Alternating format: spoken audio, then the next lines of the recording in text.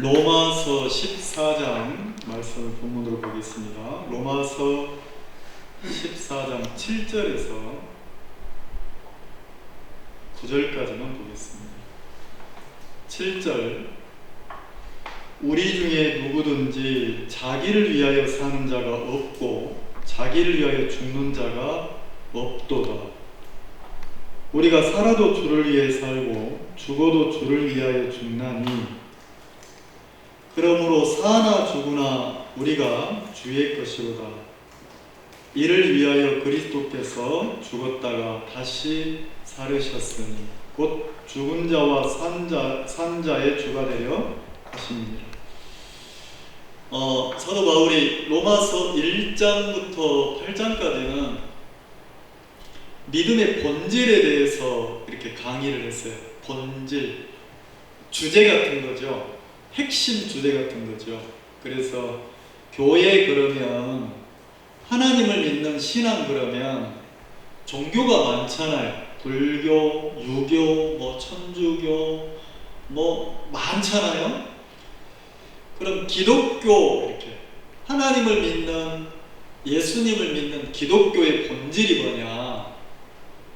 이 본질은 사람이 내가 착하고 내가 선하고 내가 깨끗하고 내가 행위를 잘해서 복받는 거, 이거는 이제 세상 종교예요. 그러니까 절에 가서도 스님들이 나쁜 걸 가르치는 게 아니고 좋은 삶을 가르치는 거예요. 자비를 베풀어라, 선을 베풀어라, 덕을 베풀고 살아라, 이렇게 이제 좋은 걸 가르친다는 거죠. 그러면 성당 가면 신부님들은 싸우고 살아라, 욕해라 이래 안 가르치고 그 천주교의 내 탓이요, 모든 근원이 내 탓이다, 내가 잘해야만 이렇게 잘 되는 것이다, 내 탓이다 이러잖아요. 그럼 우리나라 전통 유교 이런 데서는 부모에게 함부로 하라고 합니까? 유교도 다 뭘 가르칩니까? 내가 선하고 착하고 바르게 살면 그것이 다 나에게 복으로 돌아온다, 이렇게 가르친다는 거죠.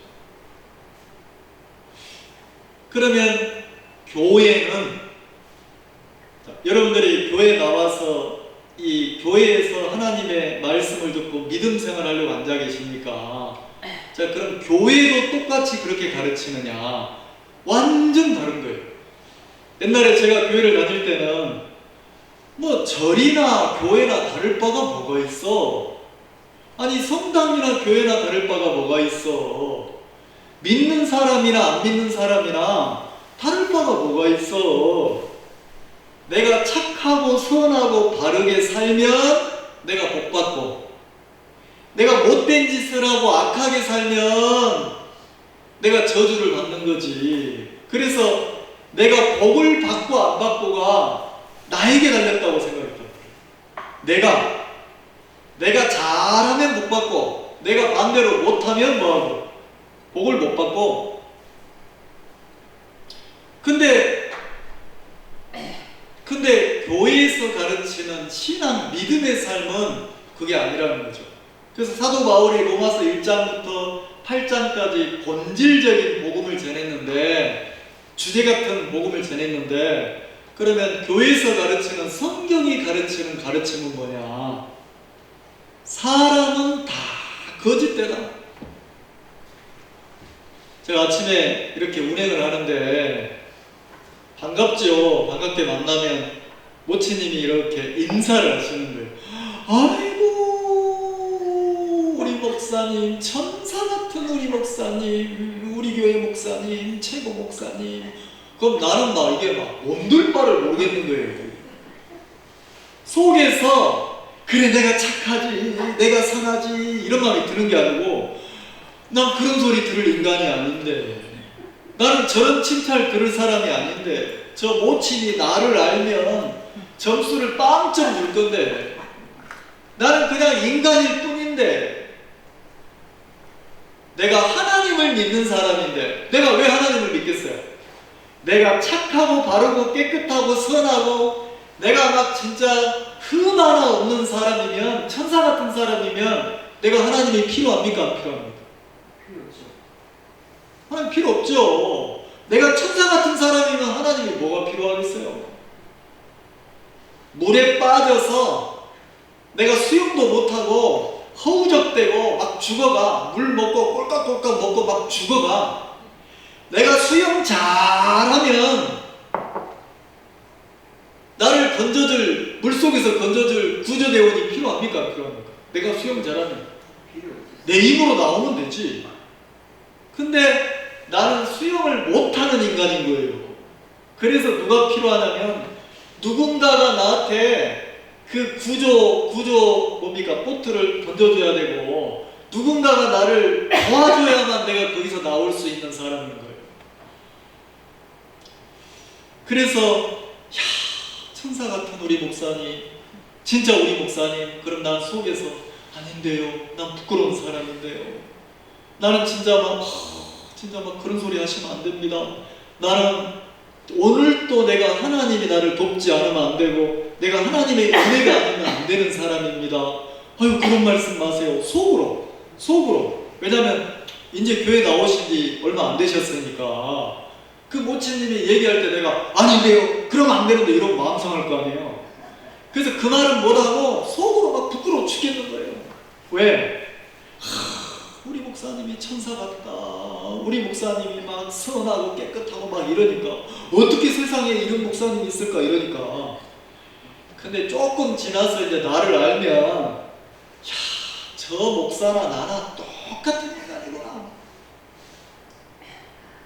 역시 우리 하나님이다. 하나님의 은혜가 아니면 안 되는데. 그러니까 우리가 이 교회에 와서 앉아있는 거는, 한 시간 앉아있는 거는 내가 어떤 사람입니까? 내가 천사처럼 잘나고 깨끗하고 선하면 이 자리에 앉아있을 필요 없어요.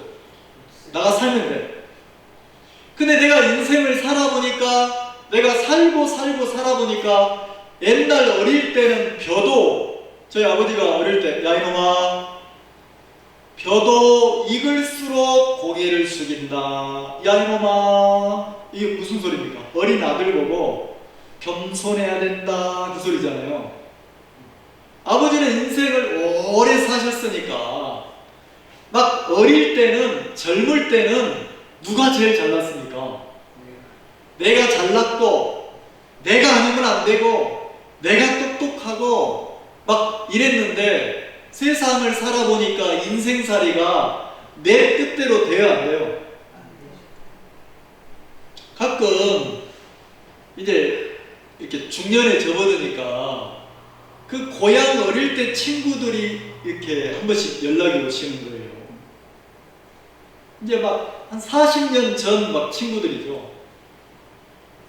근데 40년 막 그 전 친구들인데 뭐라고 하냐면, 세상에 네가 목사가 됐어? 네가 목사야? 그럼 내가 목사님 그래야 되냐, 야 그래야 되냐, 이렇게 묻는 거예요. 친구니까 야 하면 되죠. 그러면 진짜 내가 나를 돌아보면, 인생을 살아보면서 돌아보면 내가 한때는 나도 좀 착한 것 같고 깨끗한 것 같고 바른 것 같고 내가 그런 사람인 줄 알았는데 이제 점점 인생을 살아보니까 어때요? 점점 살아보니까 내가 막 천사처럼 막 착하고 선하고 깨끗합니까? 부끄러운 게 너무 많은 거예요. 부끄러운 게 너무 많고, 그리고 무슨 인생이 내 마음대로 돼가지고 내가 막 목사가 돼야지, 목사가 돼서 살아야지, 그렇게 각오한 적도 없어요. 근데 어느 날 보니까 목사가 돼 있더라고요. 그리고 막 내가 그 50대가 되면 내가 노년에는 이 김해 땅에 살아야지 계획 세워본 적 있습니까? 근데 어느 날 여기 살고 있는 거예요. 그러니까 인생이 내 뜻대로 내 마음대로 됩니까? 안 됩니까? 네. 안 된다는 거지. 그래서 시간이 지나면 지날수록 내 마음에 자꾸 고개가 숙여지는 거예요. 옛날에는, 젊을 때는, 어렸을 때는 아유 나를 칭찬해주면 어깨가 막 올라가고 그래 그렇지 나 아니면 안 되지 이러는데, 이제는 누가 나를 칭찬하면 막 고개를 못 들겠고 부끄럽고 막 진짜 막 이건 아닌데 막 이 마음이 든다는 거죠. 왜요? 내가 잘나서 사는 게 아니고 살아보니까 내가 은혜를 입고 사는 거예요. 은혜를 입고.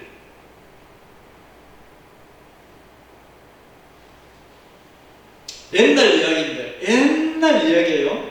옛날 호랑이 담배 피던 시절에 막 이런 이야기, 옛날 이야기인데, 어떤 고을에 사또가 새로 부임을 해왔는데 이 사또가 너무 지혜롭다는 거예요. 사또가 너무 지혜로워서 막 그 고을 사람들의 억울한 일을 쪽집게처럼 잘 풀어준다는 거죠. 근데 그 고을에 그 늙은 아주 나이 많은 그 노모, 늙은 어머니를 모시고 사는 효자들이 있었어요. 근데 이 어머니를 모시고 사는데 너무 가난해서 겨우 하루에 밥 한 끼를 어떻게 겨우 먹고 사는 거예요. 근데 지나가는 누가 이 아들 보고, 효자 아들 보고, 야 그렇게 살다가 이 가뭄에 네 어머니도 너도 굶어 죽게 생겼다. 내가 먹고 사는 비법을 가르쳐 줄 테니까 너 내 말 들을래? 그러더니 뭐라 하냐면, 네가 품을 팔아서 돈을 그때그때 쓰지 말고 모아가지고 뭘 하냐면 떡을 만들어서 떡장수를 해라. 떡장수를. 이 장사라는 게 뭐 우습게 보여도 진짜 사람이 그 목에 풀칠하고 살기에, 먹고 살기에는 장사처럼 좋은 게 없다. 장사해라. 그래도 떡 만드는 기술을 가르쳐 준 거예요. 떡을 만드는 기술. 그래서 이 청년이, 효자 청년이 그 지나가는 그분에게 떡 만드는 걸 배워가지고 막 그 남의 집에 가서 열심히 일을 해서 품삯을 모아가지고 어떻게 했냐면 떡을 만들어서 시장 나가서 떡을 파는 거예요. 떡판을 딱 옆에다 메고, 오늘도 오다 보니까 5일짜리던데 장에 나가서 떡을 파는 거예요. 떡 사세요, 떡 사세요. 그래서 이 떡장사를 하는데 어우 세상에, 아니 애국 장사가 되는 거예요. 그리고 한 끼 겨우 막 한 끼 먹고 살기도 어려웠는데 장사를 하다 보니까 어머니 이제는 식사도 제대로 대접해드리겠고, 그리고 막 그 남은 떡은 어머니한테 갖다 주니까 어머니가 너무 좋아하셔. 그래서 이렇게 이제 아이고 이렇게 살면 되겠다, 아이고 행복하네 이랬는데, 저녁에 장사를 마치고 와서 어머니 식사 대접을 하고, 그리고 그 다음날 팔 떡을 밤새도록 만들어가지고 이 떡을 그 부엌에다가 놓고 이렇게 고양이나 들짐승이 못 건드리도록 위에다가 딱 돌을 올려서 딱 물려놨어요. 그 다음날 새벽에 일어나서 이 아들이 이제 그 떡판을 메고 멀리 산을 넘어서 가야 되니까, 장터까지 가야 되니까 일찍 일어나서 부엌에 딱 들어가 보니까 세상에, 내가 분명히 여기 왔는데 떡판이 없는 거예요. 내가 잘못 놨나? 내가 이거를 장독대에 놨나? 아닌데 부엌에 놨는데 아무리 찾아봐도 없는 거예요. 막 허겁지겁 찾아도 없는 거예요. 이 떡은 그냥 잘 사는 사람들이 그냥 이렇게 그 간식으로 먹는 떡이 아니고, 이 떡을 가지고 나가서 장에서 팔아야 양식으로 바꾸고, 그 양식을 바꿔서 어머니 밥을 해드리고, 이거 살아갈 수 있는 터인데 세상에 이 떡이 없는 거예요. 그래서 이 청년이 우리 고을에 아주 지혜로운 사또가 오셨다고 했는데 안 되겠다. 사또를 찾아가서 억울함을 풀어달라고 해야 되겠다. 그래서 고을로 뛰어갔어요. 고을로 뛰어가서 사또 그럼 사또에게 억울함을 청한 거죠. 사또가 가만히 들어보니까 너무 효자인 거예요. 야, 우리 고을에 이렇게 훌륭한 효자가 있냐. 참 효자네. 근데 세상에 이 젊은 청년이 떡을 훔쳐간 떡 도둑놈을 잡아달라 하니까 사또가 고민이 되는 거예요. 아니 무슨 물건을 훔쳐갔으면 포졸들을 보내서 내 이놈하고 잡으면 되는데 가만히 보니까 밤새 누가 떡을 가져가서 밤새 먹었을 거 아니에요. 그러면 그 입에 넣고 그냥 꿀꺽 삼키면 떡이 사라졌을 건데 어떻게 찾냐? 근데 사또가 지혜롭죠. 포졸들을 보내가지고 그 동네에 젊은 남자들이 그 놀고 지내는 사랑방이 어디 있는지를 알아보려고 하는 거예요. 그래 아니나 다를까 그 동네에 아무것이 집 뒤에 사랑방에서 동네 청년들이 모여 논다는 거지. 됐다. 그러면 그놈들이 이른 새벽에 안 일어나고 잠자고 있을 거니까 그놈들을 가서 다 잡아와라. 아무 말 하지 말고 잡아와라. 그래 가서 아니라 다를까 사랑방 문을 여니까 거기에 이제 청년들이 자고 있는데 포졸들이 다 잡아서 끌고 온 거예요. 근데 오면서 아니 왜 우리를 죄 없는 우리를 끌고 옵니까? 아니 무슨 죄복을 얘기해 줘야 될 거 아니에요. 우리는 죄가 없는데 무고한 사람에게 이럴 수 있습니까? 막 이러니까 끌고 오는 포졸들이 예이 떡도둑놈들아, 에이 떡도둑놈들아 막 이러니까 떡이요? 무슨 떡을 말합니까? 아니 우리가 무슨 떡을 훔쳐먹었다고 떡도둑놈이라 합니까? 막 억울하다는 거죠. 끌려오는 내내 막 억울하다는 거예요. 이제 사또 앞에 딱 끌려왔는데 네 놈이 끌려왔는데 사또 억울합니다. 무지한 사람들에게 이럴 수 있습니까? 왜 우리를 도둑 취급합니까? 막 이러는데 사또가 내 이놈! 입 다물어라. 너희 놈들은 장난으로 떡을 훔쳐갔을지 모르겠지만 그 떡은 이 효자들의 재산의 전부고 그걸 팔아서 장사를 해야 호르머니를 봉양하고 사는데 이놈들이 어떻게 그 귀중한 떡을 훔쳐갔으면서도 죄를 못 뉘우친단 말이다. 그러니까 이 청년들이 더 날린 거예요. 증거를 대십시오. 증거를. 우리가 떡을 훔쳐먹었다는 증거를 대야 될 거 아닙니까? 증자가 없는데 이렇게 모함을 하셔도 됩니까? 이러니까 사또가 알았다. 내 증자를 대지. 그러더니 뭐라 하냐면 여봐라 물을 데려가라. 그러니까 사발에다가 물을 가득 채워가지고 그 꿀 앉아있는 그 청년들 앞에 딱 갖다 놓은 거예요. 그러더니 사또가 뭐라고 하냐면 너희들 앞에 있는 물을 마셔라.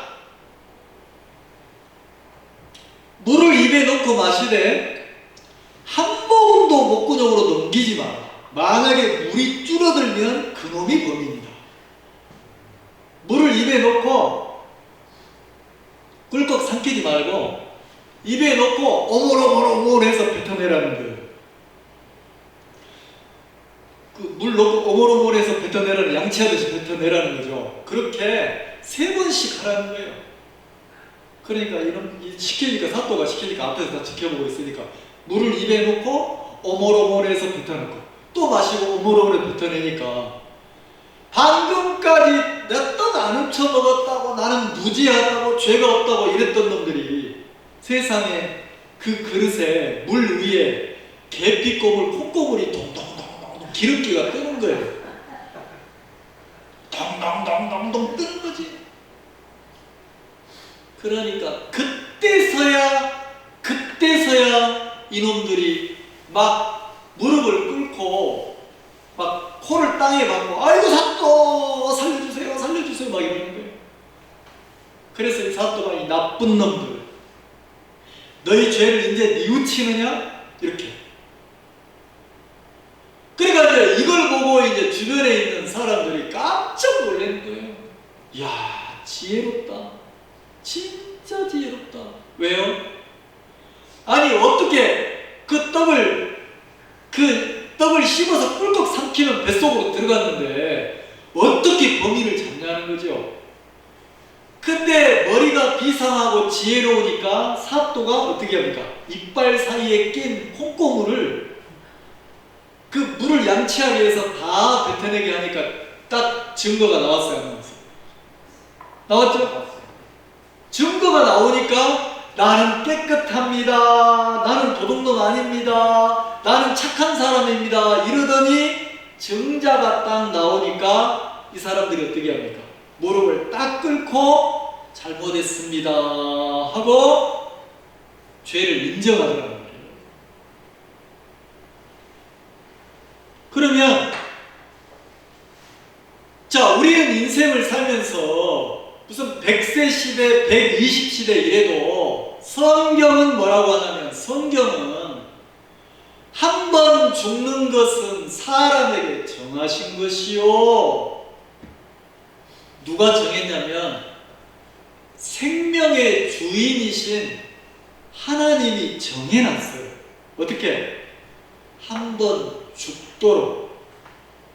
모든 사람은 잘났든 못났든 왕이든 노비든 평민이든 남자든 여자든 사람으로 한 번 왔으면 다 한 번 이 땅을 떠나도록 만들어놨다는 거죠. 그런데 많은 사람들이 어디에만 초점을 두고 삽니까? 한 번 이 땅에 와서 내가 눈에 보이는 내가 사는 요 몸뚱아리를 입고 사는 이 세상에만 초점을 두고 산다는 거예요. 하나님은 한 번 죽는 것은 사람에게 정하신 것이요. 그 후에는 심판이 있으리니 그랬다는 거죠. 그 후에는 심판이 있으리니. 자, 한 번 죽는 것도 사실이고 그 다음에 한번 찾아볼까요? 히브리서 9장 27절 제 성경은 363페이지입니다. 이 말씀을 한번 찾아봅시다.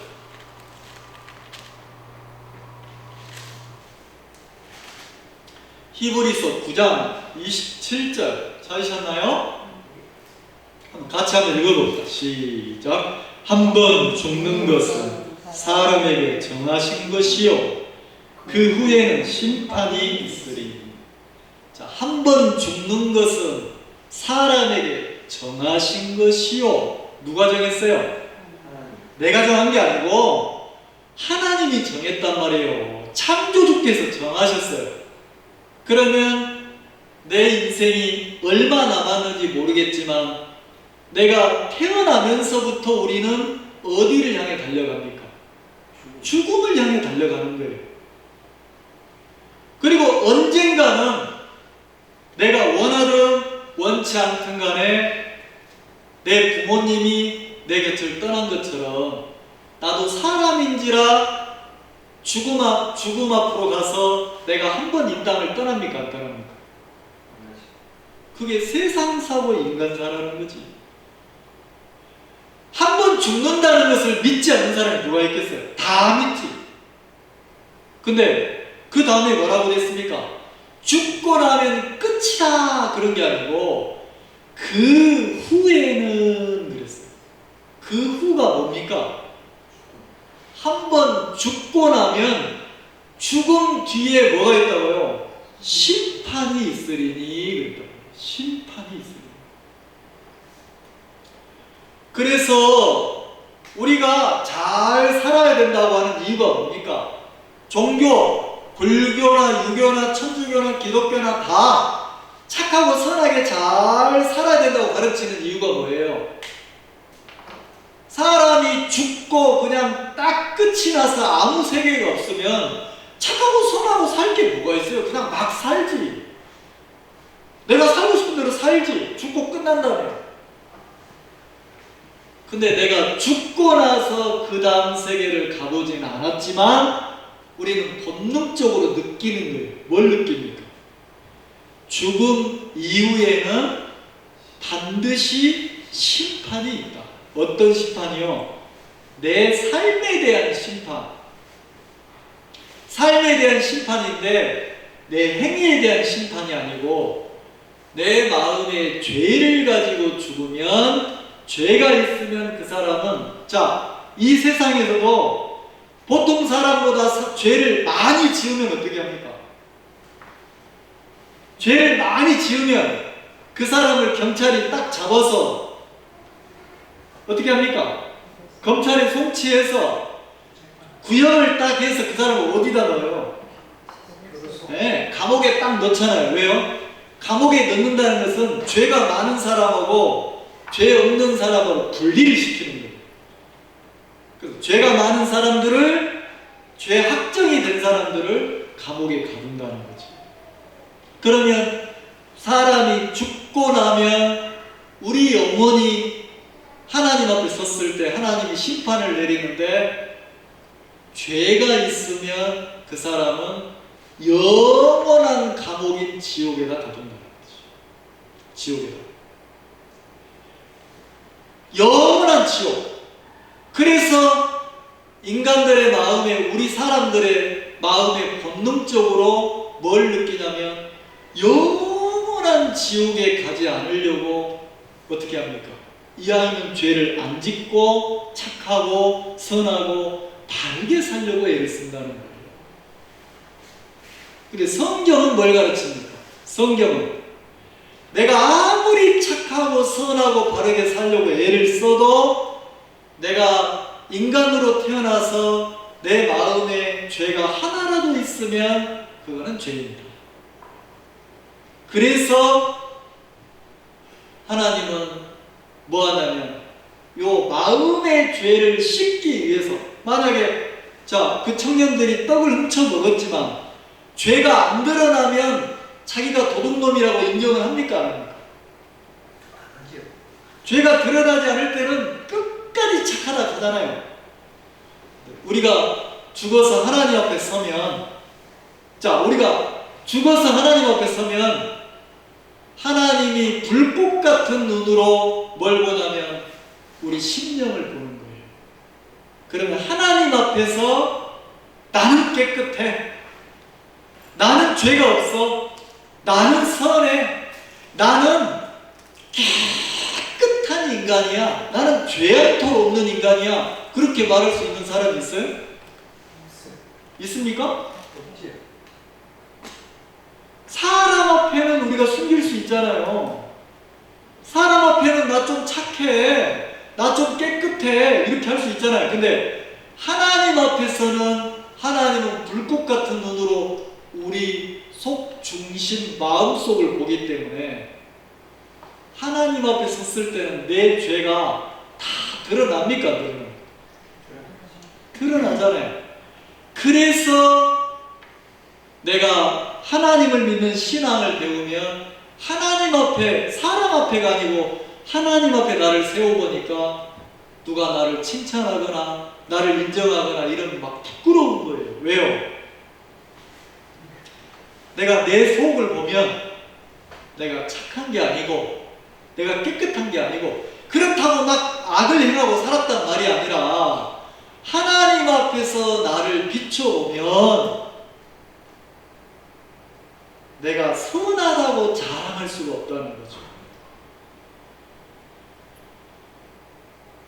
그래서 하나님이 교회는 어떤 것이냐. 교회 그러면, 우리 모치님, 교회 그러면 교회 십자가가 딱 붙어 있어요, 안 붙어 있어요? 붙어 있죠? 그럼 이 십자가가 뭘 의미합니까? 십자가가 우리가 하나님 앞에서 죄인이기 때문에 이 죄를 가지고 있으면 영원한 지옥에 가기 때문에 죄는 반드시 죄값을 치르고 용서를 받아야 돼요. 그래야 없어지는 거예요. 자, 죄값을 치르면 죄가 기억이 나지만 죄값을 치르면 죄가 있습니까? 없습니까? 죄값을 치르면 죄가 없어지는 거예요. 죄는 기억이 나느냐 안 나느냐가 아니고 죄값을 치렀느냐 안 치렀느냐.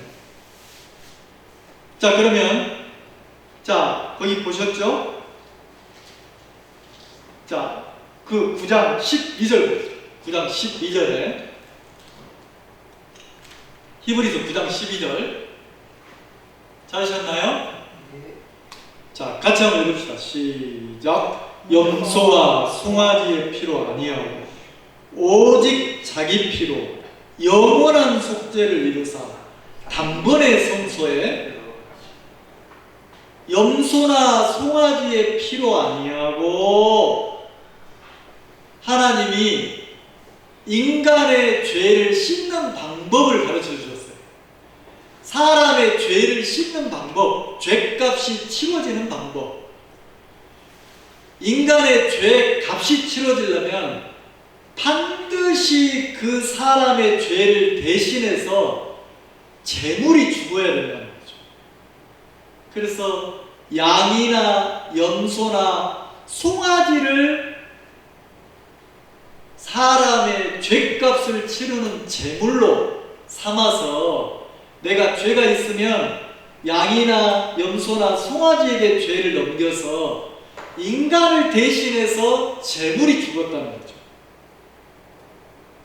근데 여기는 뭐라 하냐면 염소나 송아지의 피로 아니하고 오직 자기 피로 그랬어요.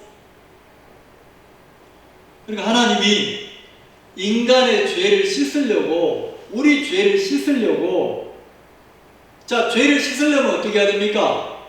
자, 떡을 훔쳐간 청년들이 죄를 씻으려면 어떻게 해야 돼요? 자기가 떡을 훔쳐갔다는 것을 사또 앞에 뭐라고 해야 돼요? 인정을 해야 되는 거예요. 증자가 딱 나왔으면 사또 앞에 이 청년들이 어떻게 해야 됩니까? 손을 들고 어떻게 해야 돼요? 항복해야 된단 말이에요. 아이고 사또, 우리가 떡을 훔쳐 먹었습니다. 우리가 죄 지었습니다. 자, 첫 번째는 인정을 해야 되고, 두 번째는 그 죄에 대한 값을 치러야 돼요.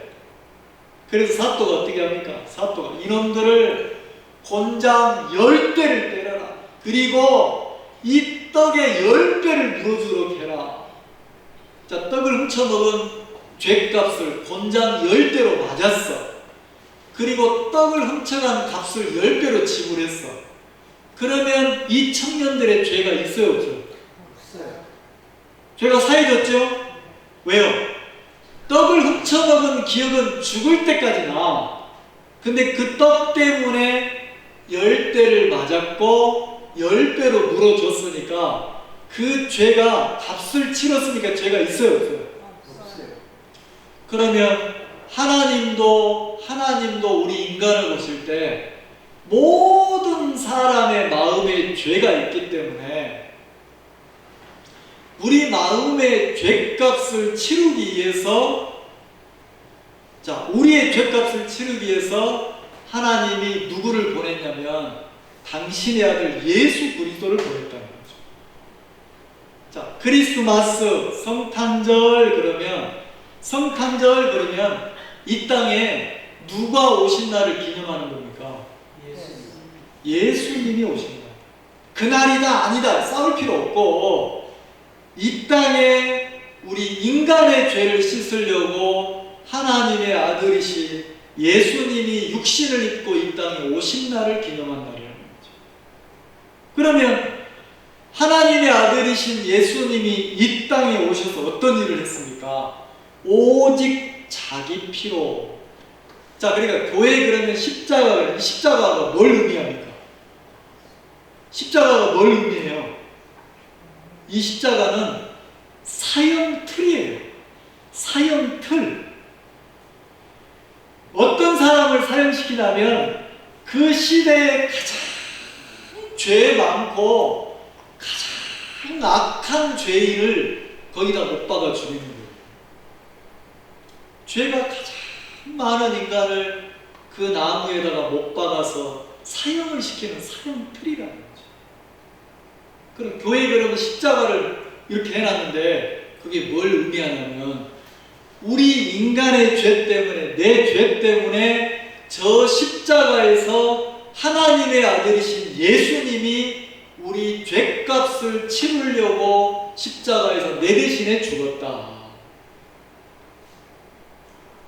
내 대신에, 내 죄를 대신해서 누가? 하나님의 아들이신 예수님이 십자가에서 죽으셨다. 그걸 의미한다는 거죠. 그래서 오직 자기 피로 영원한 속죄를 이루사 그랬어요. 자, 여기 뭐라고 되어 있습니까? 속죄는 속죄인데 앞에 어떤 속죄입니까? 영원한 속죄. 속죄란 말은 죄값을 갚았다 이 뜻이에요. 죄값을 치렀다. 근데 당신이 자기 생명을 십자가에서 생명을 죽으면서까지 어떤 속죄를 치렀냐? 영원히 죄를 씻었다는 거죠. 영원히. 그럼 이 십자가는 뭘 의미하냐면 하나님의 아들이신 예수님이 우리 인간의 죄를 영원히 죄값을 치렀다. 뭘로? 당신의 생명을 지불하면서. 생명을 지불하면서. 자, 그러면 예수님이 십자가에서 왜 죽으셨습니까? 우리가 착하고 선하고 깨끗하면 예수님이 십자가에서 죽으실 필요가 있어요, 없어요? 없죠. 근데 우리가 죄 많고 더럽고 추하고 악한 인간이니까 우리 죄를 대신해서 예수님이 십자가에서 죽으셨다는 거죠. 이해가세요? 그걸 믿는 게 신앙이라는 거죠. 그래서 우리가 교회를 다니면서 조금 이제 배워야 되는 게 뭐냐면, 자, 세상은 어때요? 세상은 옆에 사람을 막 어떻게 해줘야 됩니까? 가는 말이 고와야 너도 고와. 오는 말도 고와. 그러니까 내가 가는 말을 곱게 하는 이유가 뭐야? 나한테 어떻게 말해주라고? 내가 고운 말을 들으려고 고운 말을 하는 거예요. 내가 나쁜 말을 하면 뭐가 돌아와? 이 말 이해가세요? 그러면 우리가 세상 사람처럼 그렇게 배우지 말고 교회 안에서 신앙을 배우면 우리가 이제 어떻게 하냐면 막 사람을 막 대놓고 칭찬하지 말자는 거지. 왜? 부끄럽잖아. 그냥 내가 진솔하게 막 립 서비스 이거 말고 내가 진솔하게 그냥 이야기를 하면 그게 훨씬 낫다는 거죠. 그리고 내가 신앙을 배워보면 내가 막 칭찬 듣고 자랑받고 내가 막 영광을 누려야 되고 그럴 사람 아니라는 거죠. 나는 내가 하나님을 믿는다는 것은 내가 하나님의 은혜를 입고 사는 사람이라는 거죠. 이해가시죠? 자, 그리고 본문을 좀 봅시다.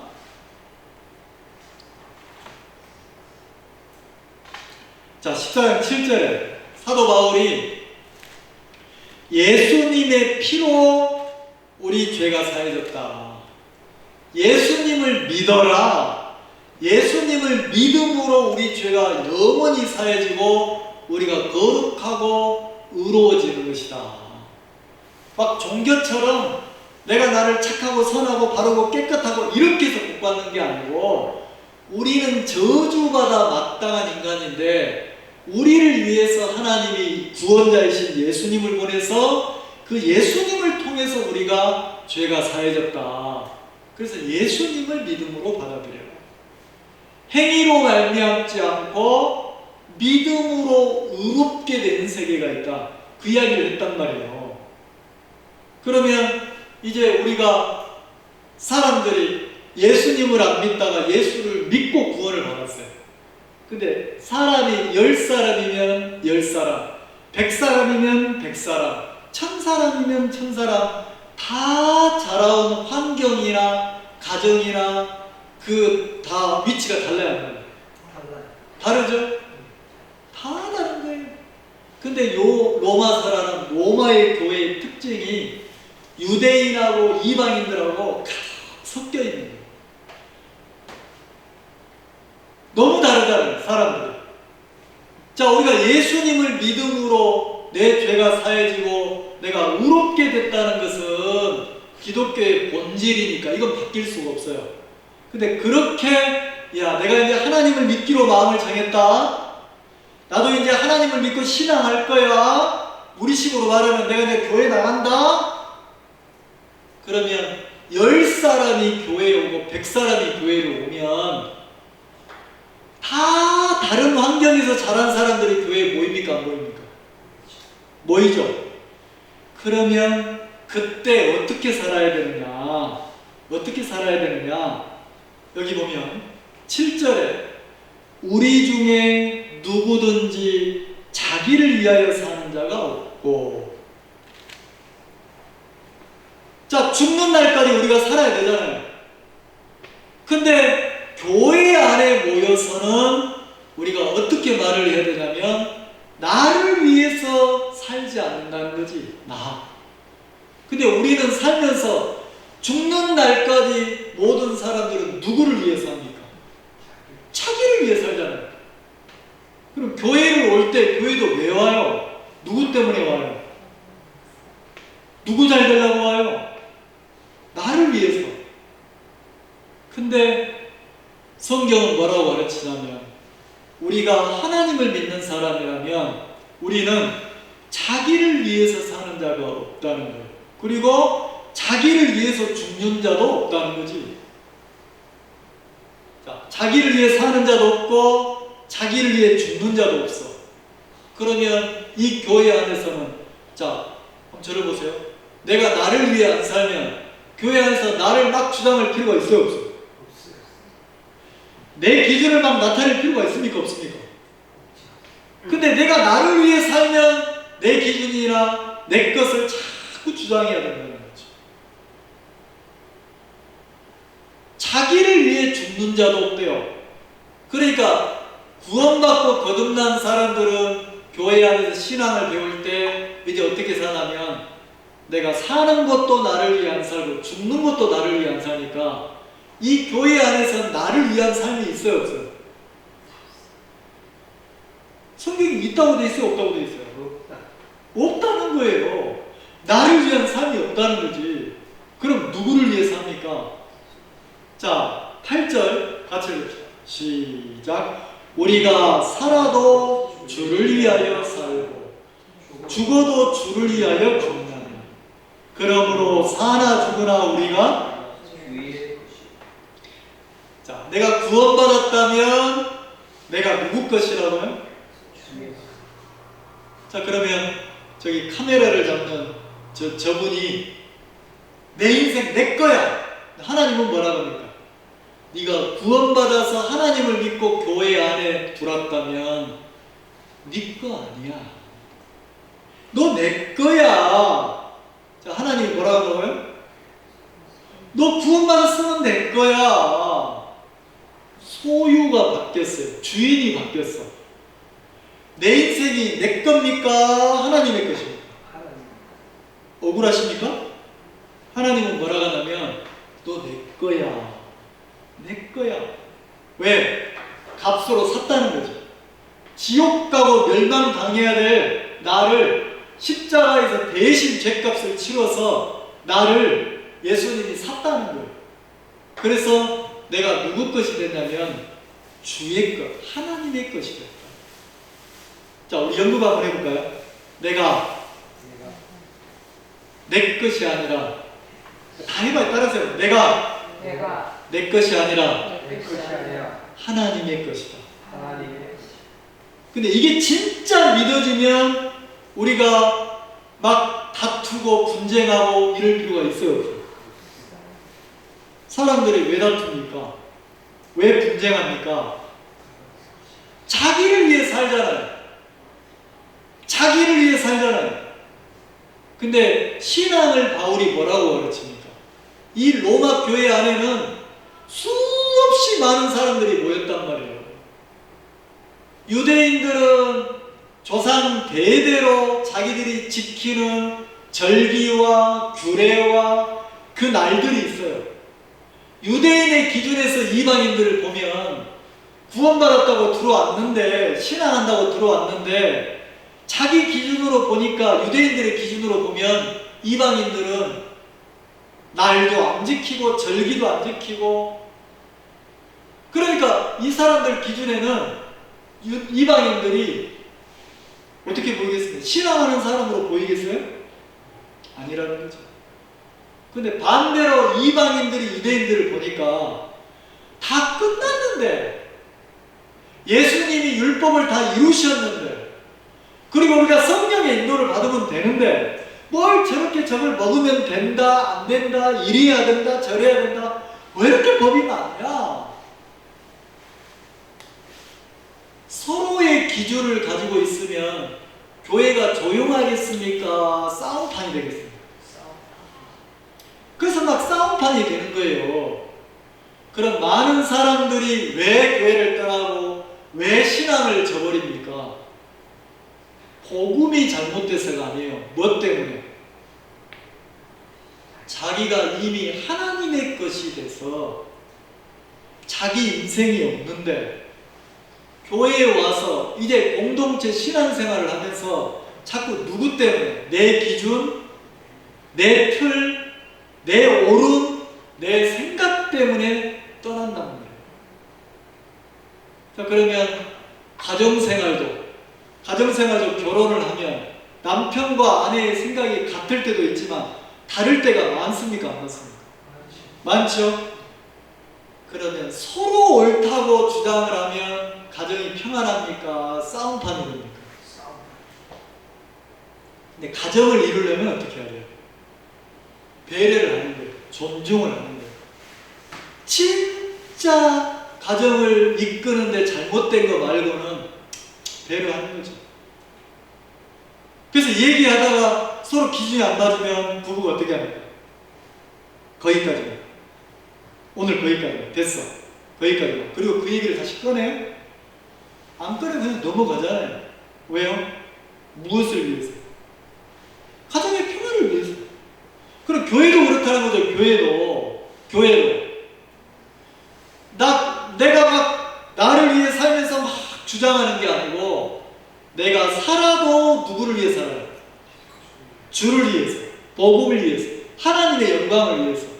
그러면 내가 지금 하나님의 영광을 위해서 한 발 한 발 걸어가는 게 중요합니까? 내 기준과 틀에 안 맞아서 싸우는 게 중요합니까?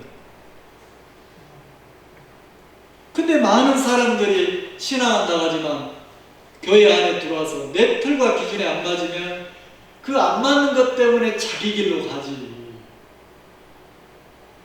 내 기준과 틀을 내려놓고 내가 하나님의 영광을 위해서 한 발 한 발 걷지 않더라는 거죠.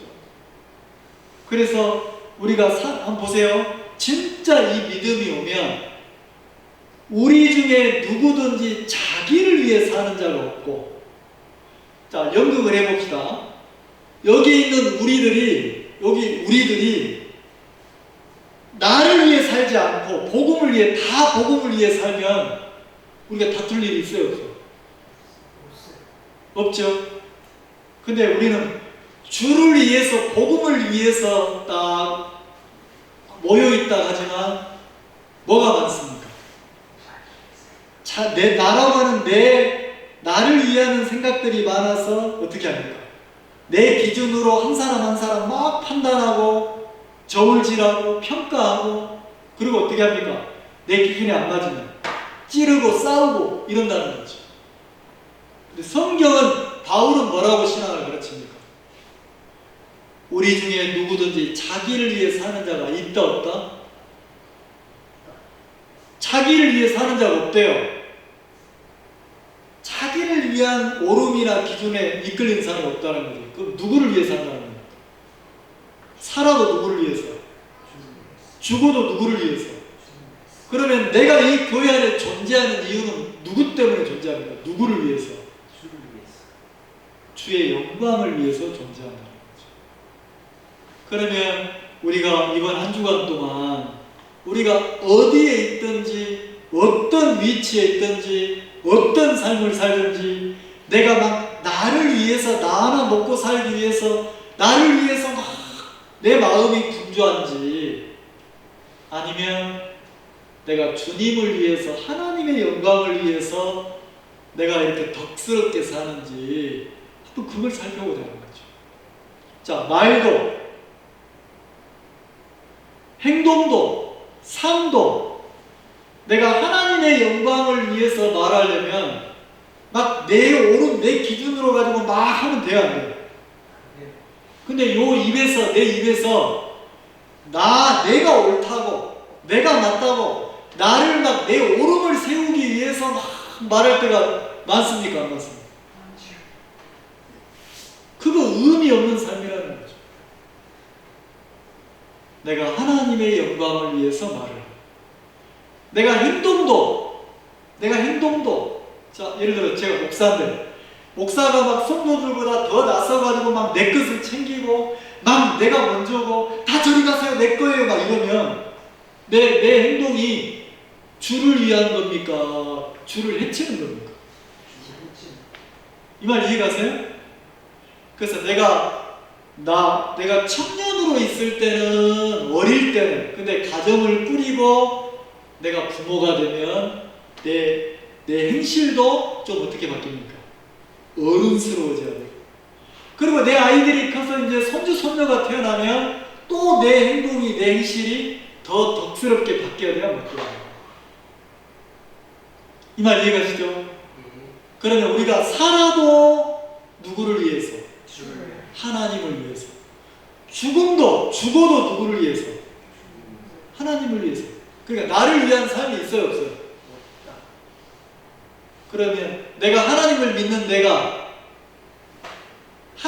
믿는다 하면서 나를 위해 살면 이게 멋지겠습니까? 내가 하나님을 믿으니까 하나님의 영광을 위해 사는 게 멋지겠습니까? 이해가세요?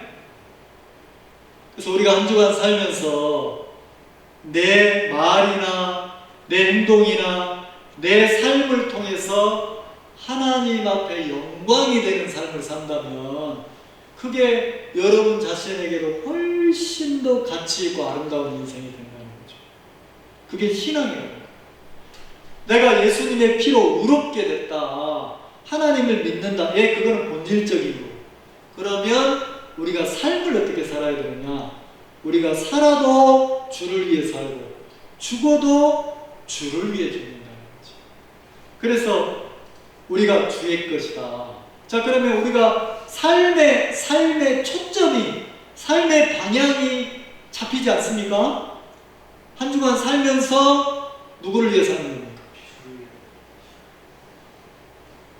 내 기준을 위해서, 내 자신을 위해서 살지 말라는 거죠. 하나님의 영광을, 자, 자식으로 한번 설명을 해볼게요. 우리 하람이가 있어요. 우리 하람이가 내가 엄마를 위해서 내가 엄마에게 덕이 되려고 살면 하람이가 예쁨 받겠습니까? 미움 받겠습니까? 자, 자식들이 내가 이 행동을 했을 때 내 부모에게 덕이 될까? 내 부모를 욕먹이는 걸까? 이걸 생각하면 그렇게 살면 자식들의 삶이 부모에게 영광을 위해서 살면 자식들의 삶이 훨씬 더 바르고 깨끗하게 살기 살아나겠어요. 이해가죠? 그래서 우리가 그리스도인이 주님을 위해서 하루하루 순간순간 살아갈 때 그 삶이 하나님께 영광이 되고 그리고 그 삶이 그리스도인의 삶에 아름다운 삶이 된다는 거죠. 그래서 우리가 살아도 주를 위해서 죽어도 주를 위해서 한다면 그거는 진짜 가치 있고 아름다운 인생이 될 거라는 겁니다. 우리 또 한 주간 또 그렇게 은혜를 입고 살면 좋겠습니다.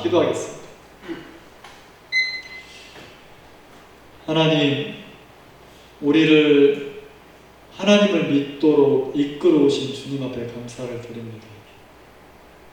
우리가 이 자리에 앉아서 하나님을 배우고 또 믿음을 배워서 살아가는데 혹여나 세상을 살면서 내 마음을 높이고 나를 자랑하고 나를 세우고 살진 않는지 돌아보게 하시고 우리가 하루하루 살면서 교만한 마음이나 높은 마음을 내려놓고 우리가 하나님의 영광을 위해서 인생을 살아갈 수 있도록 은혜를 입혀주시게 되길 바랍니다. 내가 나를 염려하고 걱정하는 삶이 아니라 내가 하나님의 영광을 위해 살아갈 때 하나님이 나를 위하시고 하나님의 사랑이 나를 지키셔서 우리가 하나님의 은혜로 인생을 살아갈 수 있도록 하나님 우리의 삶을 축복하시게 되길 바랍니다. 오늘 또 많은 분들이 개인 사정으로 함께하지 못하셨는데 사랑하는 성도들이 어디에 계시든 또 그들과 함께 해주시고 그들의 마음을 평안케 하시며 또 이 교회와 함께 주님을 섬기면서 아름답고 복되게 살 수 있도록 형제자매들을 이끌어 주시기 바랍니다. 사랑하는 주님 앞에 감사를 드립니다. 예수님의 이름으로 기도를 드리겠습니다. 마치겠습니다. 서로 인사 나누시고 또 식사하시고 그렇게 평안하게 돌아가시기 바랍니다.